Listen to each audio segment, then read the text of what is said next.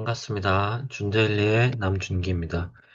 오늘은 힙 조인트에 대해서 설명하도록 하겠습니다. 목차는 저희 기존에 하던 대로 원앤 조인트 아나토미와 키네매틱 그리고 널브까지 하도록 하겠습니다. 아나토미입니다. 저희가 힙 조인트라고 하면은 페모럴 헤드와 아세타블룸 소켓을 합쳐서 힙 조인트라고 합니다. 그래서 숄더와 마찬가지로 볼앤 소켓 조인트라고 하고요. 피머에 있는 페모럴 헤드와 이노미네이트 본에 있는 아세타블룸 소켓과 이렇게 합쳐져서 힙 조인트라고 합니다. 그러면 제가 말씀드렸던 이노미네이트 본은 뭐냐?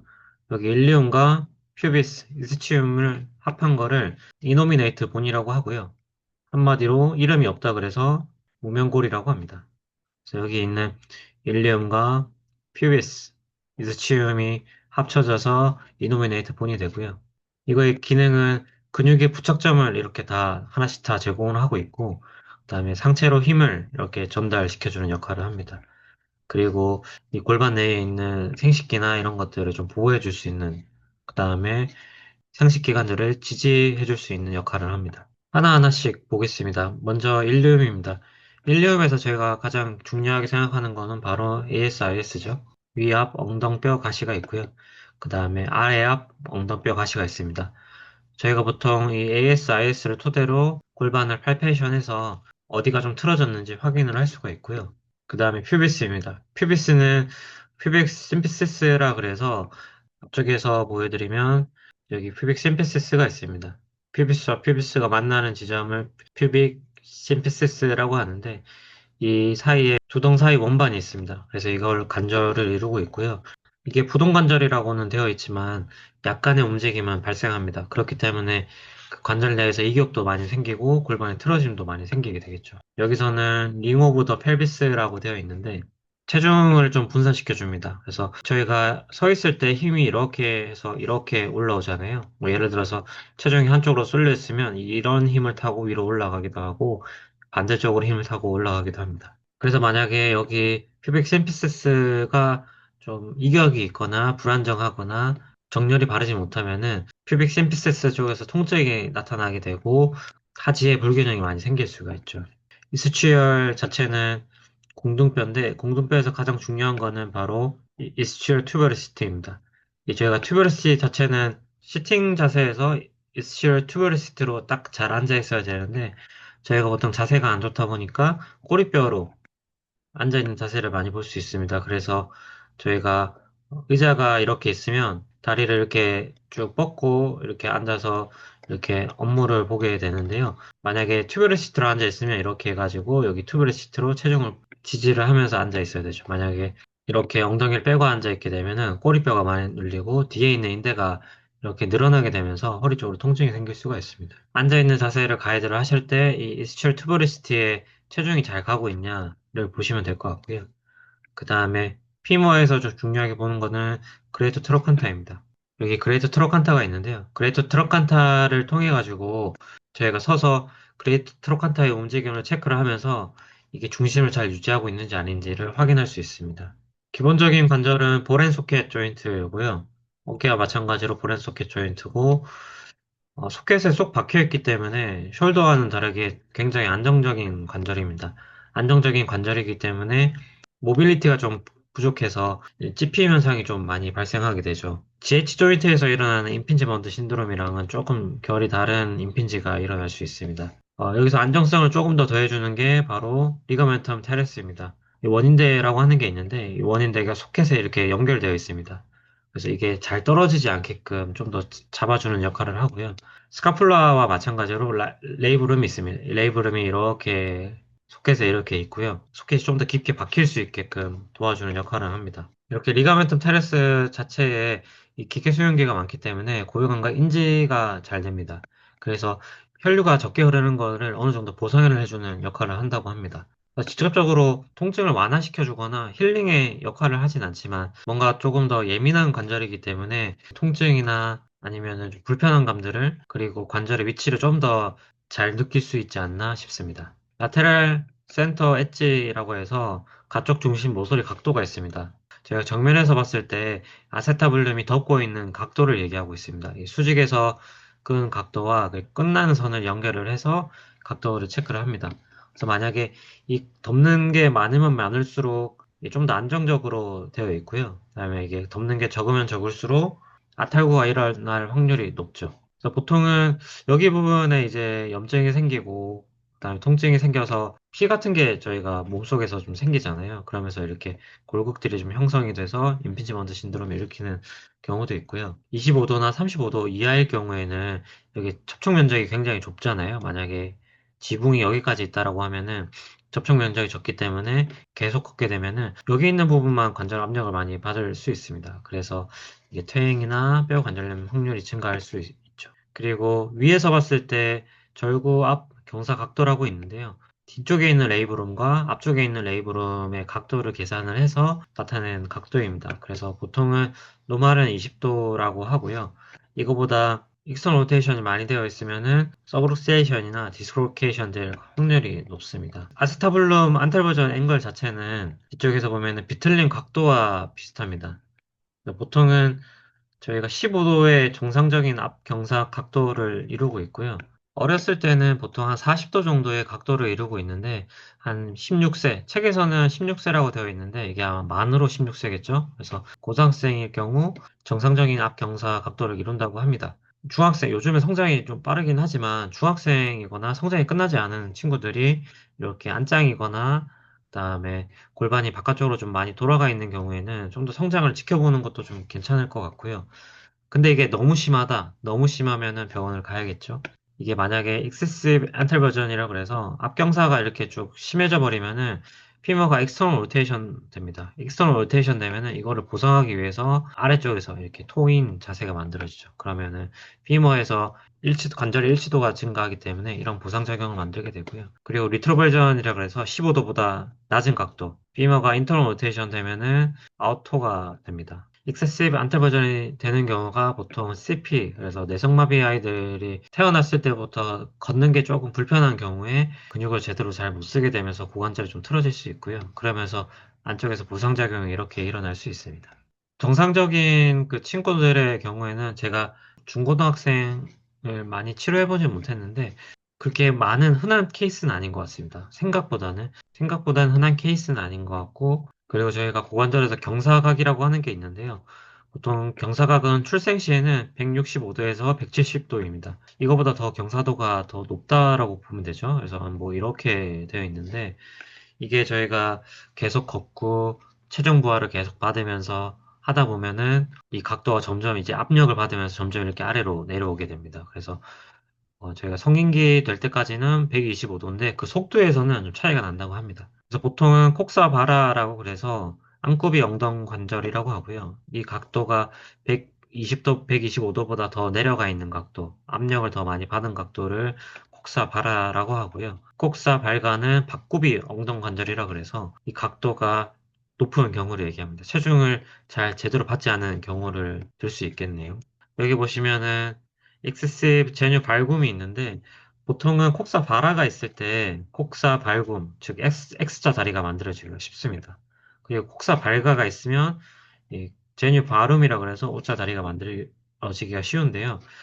이게 굉장히 좀 애매합니다. 혹사 발화가 있다고 해서 꼭 발굼이 있다는 건 아니고요. 발가가 있다고 해서 발음이 있는 건 아닙니다. 예를 들어서 일부 논문에서는 콕사 발화가 있는 친구들, 이 콕사 발화가 있는 친구들을 수술을 하고 나니까 체중 자체가 이 안쪽으로 좀 쏠리던 체중들이 이제 수술하면 이게 정상으로 맞춰지잖아요. 그럼 체중 자체가 바깥쪽으로 쏠리면서 이 발구스 스트레스가 만들어집니다. 그래서 그런 케이스가 있다. 라는 논문도 있고요. 꼭 그게 일치하지 않는다라고 하는 논문도 있고, 좀 의견이 분분합니다. 그래서 뉴만에서도 이걸 연결지어서 설명하진 않아요. 그 제뉴 발군과 발음에 대해서는 제가 따로 가져와가지고 이렇게 좀 넣어놨습니다. 저희가 힙과 니조인트와 앵클을 좀 연결지어서 생각을 해야 되다 보니까 이런 것들이 좀 복잡하게 여겨질 수 있는데요. 이게 케이스마다 조금 다른 부분들이 있어서 이거는 클라이언트를 만났을 때 이 앵클도 체크하고 니도 체크하고 힙도 체크해야 됩니다. 힙 같은 경우에는 저희가 이 경사각은 저희가 체크하기가 힘듭니다. 뭐 예를 들어서 Q앵글로 좀 체크를 할 수 있습니다. Q앵글로 좀 체크를 할 수 있겠지만 조금 Q앵글로 체크하면 어차피 발구수와 발음이 나타나기 때문에 Q앵글은 사실 조금 애매한 부분이 있고 이건 엑스레이를 찍어가지고 뼈의 경사각을 보는 게 좀 더 정확하지 않나라는 생각이 듭니다. 아나토미로 조금 더 이어서 나가보면은 저희가 힙 조인트에서 대표적인 인대가 3개가 있습니다. 일류 페모럴 리가멘트, 피비오 페모럴 리가멘트, 이스치오 페모럴 리가멘트가 있는데 그 중에서도 제일 많이 나오는 인대가 바로 Y 인대라고 하는 일류 페모럴 리가멘트입니다. 위에서 보면은 이렇게 위에서 아래로 내려오는 게 Y자 모양으로 되어 있다 그래서 일류 페모럴 리가멘트고 일류 페모럴 리가멘트 생긴 위치를 보시면 일륨과 이 페모럴을 다 감싸고 있습니다. 그렇기 때문에 익스텐션에 저항하게 되고 익스턴 로테이션에 저항하게 됩니다. 그래서 가장 강하고 뻣뻣한 인대라고 알려져 있고요. 피비오 페모럴 리가먼트는 이렇게 아래쪽에서 이렇게 붙어 있기 때문에 에비덕션에 저항하고 익스턴 로테이션에 저항하게 됩니다. 그 다음에 이스치오 페모럴 리가먼트는 이 뒤에 있습니다. 뒤에 있기 때문에 뒤에서 이렇게 그냥 바로 연결되는 게 아니고 이게 꼬여서 들어갑니다. 꼬여서 들어가기 때문에 이게 플렉션 했을 때 느슨해지고요. 오히려 익스텐션 했을 때 긴장도가 올라갑니다. 뒤에 붙어 있다고 해서 플렉션 했을 때 긴장되는 게 아니라 이게 꼬여서 들어가기 때문에 익스텐션과 인터널 로테이션 했을 때 긴장이 많이 된다. 그래서 저희가 일륨 리가먼트가 가장 강하다고 말씀드렸잖아요. 일륨 리가먼트가 가장 강한데 보통은 스웨이백 포지션 자체가 이거는 이해를 돕기 위해서 그림을 가져왔습니다. 스웨이백 포지션 자체가 골반이 이렇게 앞으로 나가 있는 상태에서 힙 자체가 이렇게 아래로 꺼지게 되고 무릎이 이렇게 백리가 만들어지는 그런 자세가 만들어지는데요. 이렇게 스웨이백 자세가 되면 앞쪽에 있는 인대는 굉장히 강하게 늘어나게 됩니다. 그래서 인대가 좀 많이 뻣뻣해질 수 있고 이 뻣뻣해져 있는 인대를 좀 신장을 많이 시켜야 된다라고 했을 때 힙 조인트의 닫힌 위치, 약간의 인터널 로테이션과 약간의 에비덕션 그리고 하이퍼 익스텐션을 만들게 되면은 공동 납다리인대, 두동 납다리인대 그다음에 엉덩 납다리인대가 가장 팽팽해진다고 합니다. 저는 실제로 이렇게 이런 동작을 만들어 가지고 관절 주머니나 인대를 좀 늘려보진 않았는데요. 한번 좀 시도를 해서 여러분들께 후기를 좀 남겨드리도록 하겠습니다. 키네매틱입니다. 움직임 자체는 저희가 자유도 3도이기 때문에 플렉션, 익스텐션, 에비덕션, 어덕션, 그다음에 익스터널과 인터널 로테이션 이렇게 총 6가지의 움직임이 나오게 되고요. 이게 OKC에서의 움직임이냐, CKC에서의 움직임이냐에 따라서 좀 헷갈릴 수가 있습니다. 그래서 만약에 플렉션 하게 된다라고 했을 때 CKC 상황에서는 안테리얼 로테이션 그러니까 골반의 안테리얼 로테이션이 일어나게 되면은 힙은 자연스럽게 플렉션이 됩니다. 힙이 만약에 익스텐션 되는 상황을 보면은 앉아서 포스테리어 로테이션을 시키게 되면은 저희가 자연스럽게 힙이 익스텐션 되는 상황이 만들어지게 됩니다. 에비덕션과 어덕션, 그 다음에 익스터널 로테이션과 인터널 로테이션 마찬가지고요. 이해를 돕기 위해서 그림으로 자세히 한번 보겠습니다. 플렉션과 익스텐션입니다. 보통 플렉션은 니 조인트를 이렇게 구부렸을 때 120도까지 올라가는 다른 책에서는 좀 다른데 130도, 뭐 135도까지도 나와 있습니다. 지금은 이렇게 골반이 잘 세워져 있지만 힙을 이렇게 플렉션 했을 때 플렉션이 풀로 올라가게 되면은 이게 펠빅에서 포스테리어 로테이션이 일어날 수 있습니다. 뒤쪽에 있는 관절 주머니나 뒤에 있는 인대가 좀 신장을 하게 되면서 이 뒤쪽으로 끌어당기게 되거든요. 이노미네이트 본을 뒤로 이렇게 포스테리어 로테이션을 만들게 되는 상황이 만들어질 수 있고요. 이걸로 인해서 허리 통증을 치료를 할 수도 있습니다. 예를 들어서 다리를 올리기가 힘들어요 라고 했을 때 저희가 보통 뭐 120도, 뭐 90도 이상까지는 골반을 움직이지 않는데 90도가 되기도 전에 골반이 이렇게 뒤로 빠지는 경우가 있습니다. 그러면은 힙을 제대로 쓰지 못하고 골반이 참여도가 높구나 이해를 하실 수가 있고요. 익스텐션 또한 마찬가지로 익스텐션 했을 때 이게 너무 심하게 되면은 펠빅은 안테로 로테이션 됩니다. 에비덕션, 어덕션, 그 다음에 인터널 로테이션과 익스터널 로테이션입니다. 이건 다 OKC 상황에서 인터널 로테이션과 익스터널 로테이션이고요. CKC 상황에서는 조금 다릅니다. 안테리얼 로테이션 하게 되면은 힙이 이렇게 플렉션이 되잖아요. 포스테리어 로테이션 하게 되면은 힙은 익스텐션이 됩니다. 마찬가지로 힙이 에비덕션 되면은 라테랄 밴딩이 일어나고요. 그다음에 어덕션이 되면은 이렇게 좀 반대 방향으로 라테랄 밴딩이 일어납니다. 로테이션 자체도 저희가 오른 다리를 예를 들어서 디디고 왼쪽 골반이 이렇게 앞으로 가게 되면은 인터널 로테이션이 되죠. 반대 방향은 익스터널 로테이션입니다. 그래서 이게 생각보다 굉장히 헷갈립니다. 그래서 이게 OKC 상황에서의 움직임인지 CKC 상황에서의 움직임인지를 잘 구분하셔가지고 판단하시면 좋을 것 같습니다. 힙에서 좀 나오는 게 바로 룸보 펠빅 리듬입니다. 숄더에서도 GH 조인트와 스카플라의 움직임을 통해서 그레노 휴머럴 리듬이 있잖아요. 룸바에도 이렇게 룸보 펠빅 리듬이 있는데 이게 플렉션 했을 때의 상황과 그다음에 익스텐션 했을 때의 상황이 조금 다릅니다. 그래서 같은 쪽 방향으로 넘어가는 케이스를 보면은 허리를 굽힐 때 이 룸바의 플렉션도 일어나고 펠비스의 안테로 로테이션도 일어납니다. 만약에 이제 허리를 숙였다가 일어날 때를 보면은 같이 포스의 로테이션이 되면은 뒤로 이렇게 넘어지게 되거든요. 뒤로 넘어지게 되니까 뒤쪽에 있는 칼프, 그 다음에 햄스트링, 그 다음에 글루티올 머슬들까지 딱 긴장이 된 상태에서 이렇게 올라와야 되잖아요. 펠비스는 안테로 로테이션이 만들어지게 되고, 그 다음에 룸바 자체가 이렇게 반대로 올라오게 됩니다. 그래서 허리가 숙여질 때 통증이 생기는 케이스들을 보면은 이게 펠비스가 아래로 잘 안 넘어가서 통증이 생기는 케이스도 있고요. 이 룸바가 아래로 잘 안 내려가서 나타나는 케이스도 있습니다. 그래서 이게 어떤 케이스인지에 따라서 치료를 하는 방법이나 운동을 하는 방법이 달라질 수 있고, 마찬가지로 허리를 숙였다가 일어날 때 아파요라고 했을 때 이 힙이 고정이 잘 되는지 안 되는지를 체크해 보시는 것도 중요 포인트가 될 수 있습니다. 그래서 만약에 일어날 때 허리가 아프다고 해서 허리를 보는 게 아니라, 이 사람이 힙이 고정이 잘 되는지, PSIS가 제 위치에 있는지, PSIS가 포스에 로테이션 되진 않는지, 체크를 좀 하신다면은 허리 통증이 있는 사람들을 좀 잘 보실 수 있지 않을까 싶습니다. 마지막으로 널브입니다. 널브는 저희가 페모랄 널브가 있고요. 사이아티카 널브가 있습니다. 페모랄 널브는 뉴만에서는 L2, 3, 4 이렇게 신경 지배를 하고요. 사이아틱 널브는 L4에서 L3까지 신경 지배를 하게 됩니다. 페모랄 널브 먼저 보게 되면은 페모랄 널브는 이렇게 앞쪽으로 오게 됩니다. 그래서 쿼드와 어덕터 머슬들을 좀 신경 지배를 하고 있고요. 페모랄 널브가 이렇게 쭉 내려오다가 이 복제신경이라고 해서 복제신경이 이렇게 내려옵니다. 그래서 보통 허벅지 안쪽에서부터 종아리 안쪽까지 이렇게 신경 지배를 하고 있습니다.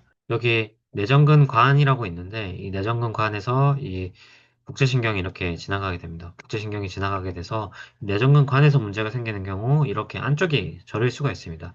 그래서 여기 부분에 이제 주사를 놔서 안쪽이 저림을 좀 없애줄 수 있는 그런 주사도 있다고 합니다. 그리고 사이아틱 널브인데요. 사이아틱 널브 자체는 이 뒤에서 이렇게 내려오죠. 그래서 L4, 5, S1 해가지고 대표적으로 있습니다. 저희가 사이아틱 널브 하면은 가장 문제가 되는 게 바로 피리포미스 신드롬입니다.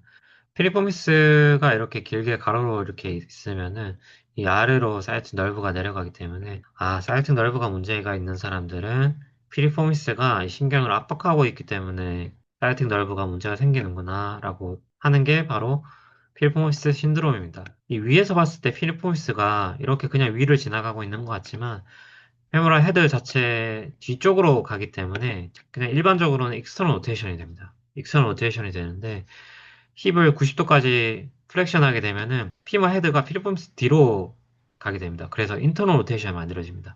그래서 인터널 로테이션이 만들어지기 때문에 저희가 피리포미스 스트레칭을 할 때 익스터널 로테이션 자세를 맞는 상태에서 피리포미스를 스트레칭을 하게 되죠. 그리고 이 사이트 널브가 이렇게 내려올 때 뒤쪽에서는 커먼 피블라 널브와 TBR 널브가 이렇게 나뉘게 됩니다. TBR 널브는 이렇게 종아리 따라서 이렇게 들어와서 이렇게 안으로 들어옵니다. 이게 안쪽인데요. 메디안 말레우스가 보이죠. 이게 안쪽으로 들어와서 플렉서 레티나 컬럼이 이렇게 딱 누르고 있습니다. 이게 벗어나지 말라고. TBR 널브가 이렇게 지나가고 여기에 이제 문제가 생겨가지고 TBR 널브 그러니까 여기 아래쪽에서 이게 저림이 발생하는 경우를 TBR 터널 신드롬이라고 합니다. 그래서 이게 여기서부터 포착이 됐는지 여기서부터 포착이 됐는지를 잘 구분을 하셔야 됩니다. 저희가 커먼 피뷸라 널브도 있는데요. 이 커먼 페로니얼 널브도 이렇게 지나갑니다. 커먼 페로니얼 널브가 이렇게 지나가서 피뷸라 헤드 아래로 이렇게 넘어가기 때문에 보통 깁스를 할 때 저희 정강이 쪽 깁스를 할 때 이렇게 해서 감싸게 되긴 하거든요. 근데 이제 여기에 신경이 압박이 돼가지고 다리가 좀 저리거나 마비가 올 수 있습니다. 그래서 캐스트를 했을 때 여기에 압박이 되지 않도록 캐스트를 하는 게 중요 포인트고요. 커먼 페로니얼 널브 자체는 딥과 슈퍼피셜이 있습니다. 그래서 딥과 슈퍼피셜에 따라서 지배하는 신경이 조금 달라지고요. 제가 바이셉스 페모리스라고 적어놨는데 바이셉스 페모리스가 이렇게 와가지고 피뷸라 헤드 자체에 이렇게 붙어있기 때문에 이게 긴장도가 너무 높아지거나 하면은 여기 쪽에 좀 저림이 생길 수 있더라고요. 그리고 이게 근육을 이렇게 잡아당기기 때문에 이쪽 아래쪽으로 좀 저리거나 불편함이 있을 때 바이셉스 페모리스나 피뷸라 헤드를 좀 체크를 해볼 필요가 있습니다. 그리고 길게 봤을 때 사이아틱 널브가 이렇게 내려와서 아까 TBR 널브가 이렇게 내려오잖아요. TBR 널브가 이렇게 내려오고 그다음에 여기서 분질을 해서 티비알 널브, 슈라 널브가 있는데 슈라 널브는 아까 티비알 널브는 메디아 말레우스 안쪽으로 지나가잖아요. 슈라 널브는 라테랄 말레우스 쪽으로 지나갑니다. 저희가 인발전 인저리가 일어나게 되면은 슈라 널브 쪽에 이 신경이 늘어나면서 같이 통증이 생길 수가 있고요. 그다음에 진짜 슈라 널브에 문제가 생기면 발목에 통증이 생길 수가 있습니다. 발목이 통증인지 그 신경의 문제인지를 좀 구분을 해볼 필요도 있습니다. 다음 시간에는 머슬로 찾아뵙도록 하겠습니다. 설명이 좀 빠진 부분이 있거나 설명이 더 필요한 부분, 그리고 궁금하신 부분이 있으면 댓글 남겨주십시오. 그러면 제가 답변 남기도록 하겠습니다. 오늘도 영상 봐주셔서 감사하고 다음 머슬 시간에 뵙겠습니다. 고맙습니다.